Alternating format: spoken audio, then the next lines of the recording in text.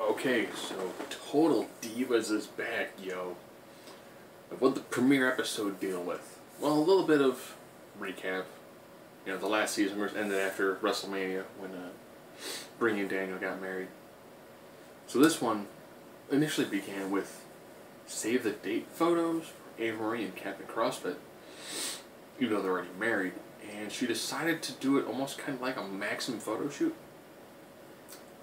And on the brides of this episode had lots of Titus O'Neil. And they showed the photos, and he was like, and you can tell the Titus O'Neil you see on the ring, let him talk, when he's hilarious, that's Titus O'Neil you see here. Because there are photos, and he's like, you know, look at that. Save the date. Oh, hell, you didn't use those? No. No. Hell no. No. You got like a white shirt and some jeans, you go out on a beach. Take some nice classy photos. A girl by. And I was like, nice. Go get him, Gator. So of course, Ava Marie went back to her folks' house and she was like, you know, we're going to have an actual marriage. And they're like, great, we'll be a Catholic ceremony. And of course, Captain CrossFit is a non-denominational Christian, which people occasionally refer to as Christian. Because there's no denominational to it. Say non-denomination, that kind of makes it a denomination, even though it's just Christian. So they have a long discussion of, well, would you just convert? And he was like, no. And I was thinking, maybe the conversations you have before you get married. And Ava Marie's dad, of course, is now dealing with cancer again. So that was kind of like, wow. You know, I seem to like her family more than her. And of course, this is the big year where Rosa Mendez is back. Ever she's come back from rehab and she's been augmented. And they're coming back and essentially them settling Natalya with her. And I think I finally realized why Natalya really hasn't become the most dominant diva. She is so nice. So nice. She's like the nicest person probably in the locker room. They're like, we're going to pair you up with Rosa. You know, try to help Rosa get things squared away. Okay. Which of course then leads to Natalya going in to Rosa. They're going to travel together and Rosa's naked. So she's naked with the camera crew. I don't know if that's staged or anything. She's like, you know, she's like, I love my new body. And of course she has her match back, and the women in the back are kind of catty because it's her first match back. I think we've seen it. It was not great. But, you know, if you haven't been around the ring for about a year and a half, you know, it would make sense that you'd have a rough match. You know, that's understandable. So there's your what's going on with Talia, what's going on with Rosa, what's going on with Ava. And Nikki has decided to get her eggs frozen. Thanks to some talking to from Brie.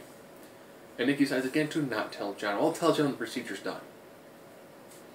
Why don't you actually engage this guy in conversation ahead of time? I mean, you kind of like the wedding thing that blew up in your face. So I'm pretty sure having to get injections, not smoking, not drinking, not wrestling, and no vaginal intercourse, he might catch on to that for like a 10-day period of like, oh hey, you're not having wine with dinner. We're not doing anything in a physical nature. Is everything okay? She also has to do injections. Yeah, that just totally screams like that's not going to be a problem at all. For reals, you know. And I also mentioned Cena's house is 15,000 square feet. Home in right now is a little over 1,000. So that means John Cena lives in essentially about 14 times the size of the home that I currently live in with my wife and her daughter. And he lived there by himself. The house is immaculately clean. He hates window treatments. Ironically, the John Cena they have on there, where he's almost on like the razor edge of like totally collapsing when things don't go his way, that level of perfection that he tries to attain in his household, if they were to bring that into his character on screen, you know, like, he has to be so perfect that he's like neurotic about it, that the slightest thing that's not perfect could set him off. I think that would make, it would be the idea of, Superman is perfect. Superman is perfect, but he's got a mental problem where he knows he has to be perfect. Any moment he slips up, everyone's going to be all on about, look at what you did. You made this one little mistake and it caused all these problems. If the E knew how to write a complex storyline, if John Cena were to come out and say, I have to beat Brock Lesnar because I have to win. Losing is not an option. This is what I do. I win matches. I come back. I persevere. I endure. I win. This is what I do. If I'm not the person who's winning the matches, who am I? If they were to do a promo like that, where if he were to lose a big match and he were to come back and say, you know what? I lost this match. I don't know how to handle losing. And then have him fight somebody and lose by DQ. That'd be so huge for his character.